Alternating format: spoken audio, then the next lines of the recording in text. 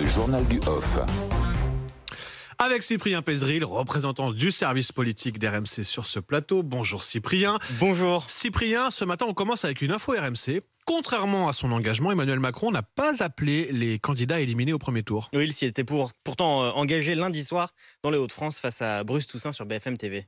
Je vais parler à l'ensemble des candidats.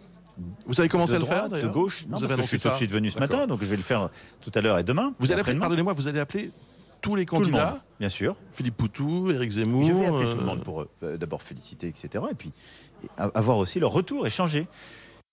Alors ça c'était donc lundi soir, on est jeudi matin. Est-ce que le coup de fil Macron-Poutou a eu lieu ? Eh bien non, le service politique a mené l'enquête. Nous avons appelé jusque tard hier soir les candidats ou leurs proches et aucun d'entre eux n'a reçu d'appel du président candidat, ni Valérie Pécresse, ni Éric Zemmour, ni Nicolas Dupont-Aignan, ni Anne Hidalgo, ni Yannick Jadot, ni Nathalie Arthaud, ni Philippe Poutou donc, et ni même Jean Lassalle. Par contre, Fabien Roussel, certes il n'a pas reçu de coup de téléphone du président, mais le communiste a néanmoins été contacté, nous dit son équipe, par un conseiller d'Emmanuel Macron par SMS, d'abord pour le féliciter de sa campagne, pour le remercier de son appel à barrer la route à Marine Le Pen et puis pour savoir s'il pouvait dire encore plus fort, plus clairement en tout cas, de voter pour Emmanuel Macron.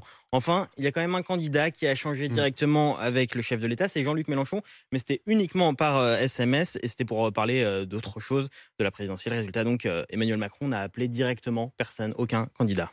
Ouais, et puis alors, en revanche, des coups de fil, il y en a entre les différentes écuries à gauche. Oui, pour préparer un accord sur les législatives, Fabien Roussel, le communiste, a depuis sa défaite appelé Yannick Jadot, mais aussi Anne Hidalgo. Il a aussi essayé de joindre lundi matin Jean-Luc Mélenchon, qui n'a pas décroché. Il lui a alors laissé un SMS en lui disant que sa campagne était belle, qu'elle était réussie, et il lui a demandé de le voir, mais selon nos informations, le troisième homme de cette élection ne lui a pas encore répondu. Son directeur de campagne va bien finir par nous rappeler, espère l'entourage de Fabien Roussel. Il tiendra d'ailleurs une conférence de presse cet après-midi, justement sur les législatives. Bon, et puis vous allez continuer, Cyprien, de mener l'enquête dans les téléphones des uns et des autres. Emmanuel Macron, lui, compte aujourd'hui draguer l'électorat écolo. Oui, il sera à partir de la mi-journée au Havre, chez son ancien Premier ministre, Édouard Philippe, qui est maire de la ville. Un déplacement en grande partie consacré à l'écologie, aux énergies renouvelables et en particulier aux éoliennes en mer. Emmanuel Macron veut montrer qu'il est capable d'accuser réception des scores de Yannick Jadot et de Jean-Luc Mélenchon, explique son équipe de campagne.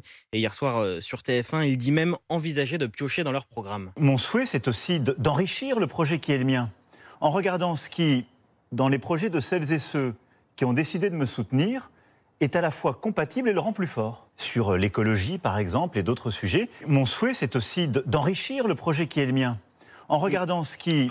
Il s'arrête plus de parler. Il veut être très convaincant, il répète deux fois. C'est ça, et il discutera d'ailleurs cet après-midi avec des jeunes particulièrement sensibles au sujet climatique. Et à son QG, on n'exclut pas non plus qu'il puisse amender son projet en fonction des échanges qu'il aura.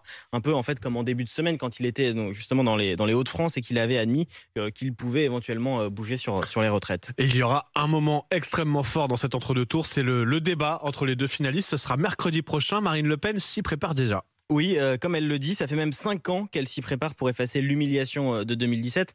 La candidate le répète, elle est prête, elle ira néanmoins se mettre au vert pendant 48 heures la semaine prochaine pour se préparer une sorte de bulle d'isolement avec des membres de son équipe et notamment chez un intellectuel du groupe des Horaces. Vous savez, c'est ce groupe des grands fonctionnaires et d'énarques qui ont rejoint ces dernières années le Rassemblement national. L'un d'eux d'ailleurs sera chargé de jouer le rôle d'Emmanuel Macron dans des simulations de débat. Un sparring partner sosie d'Emmanuel Macron. Exactement, avec à peu près le même âge en plus, donc même génération, donc c'est voilà. Et puis tous les thèmes seront travaillés avec des spécialistes et ces équipes estiment que cette fois-ci elle part avec un avantage.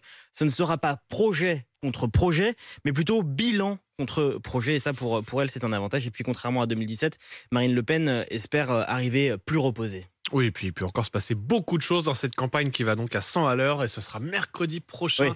Ce débat, il va se passer beaucoup de choses d'ici là, encore des meetings, du terrain, etc., etc. Vous vivrez tout grâce au service politique d'RMC et son journal du off qui vous raconte les coulisses de cet entre-deux tours tous les matins sur RMC Story. Il est 8h40, tout de suite on vit les meilleurs moments d'Apolline matin.